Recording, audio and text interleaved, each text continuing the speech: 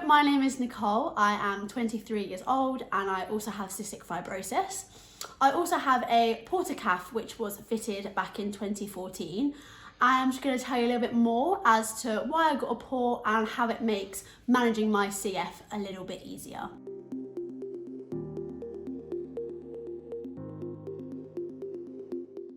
So as I said, had the port fitted in 2014.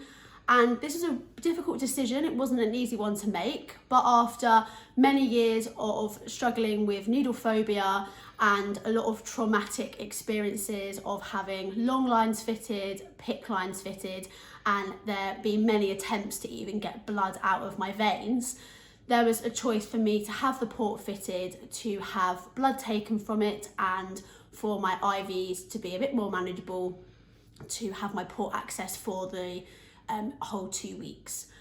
My port is actually fitted on my right hand side, just underneath my armpit, in between two of my ribs.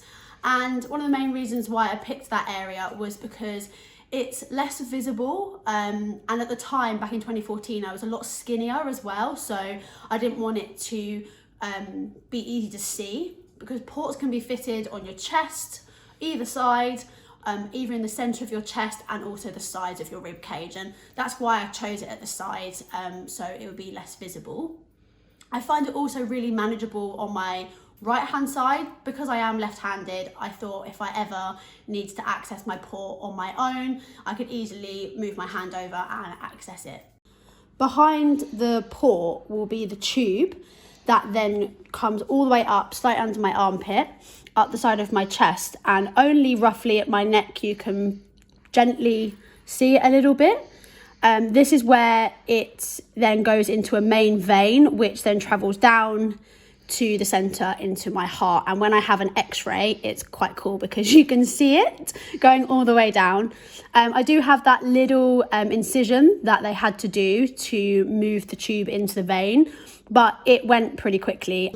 To access the port, we use what's called a gripper needle, which I'm going to show you right now. And it's really good to know that there are lots of different lengths of gripper needle, which your CF team can advise you on. But that all depends on the size of your port and the amount of flesh which is around your port before it's accessed as well. So as I mentioned, this is what they call the gripper needle. So I'm going to take the plastic rubber off. And they call it a gripper needle because it has the slight angle at the end, which is to grip into the port. And it's quite nice because there's this big tab at the front, which is very sturdy and makes it super easy to push the needle in. Then you have the tube, which would be like any other if you had a long line or PICC line, and then your clamp, and then where you'd put the syringes on the end.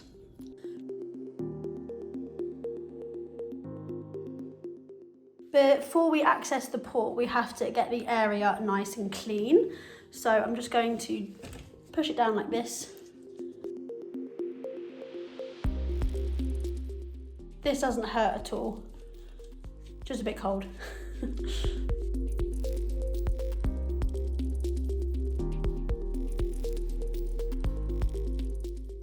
I normally breathe out as it goes in.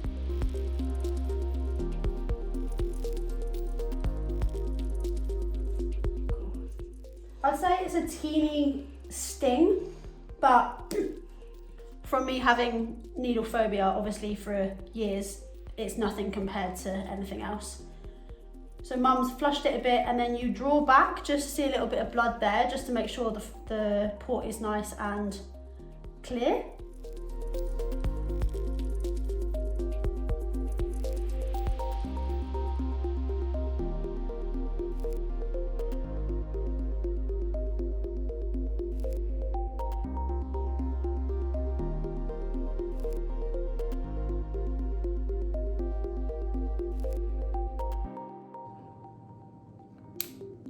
There we go. And then the simple process of pulling it out exactly as it went in, holding it and pulling it straight. There we go.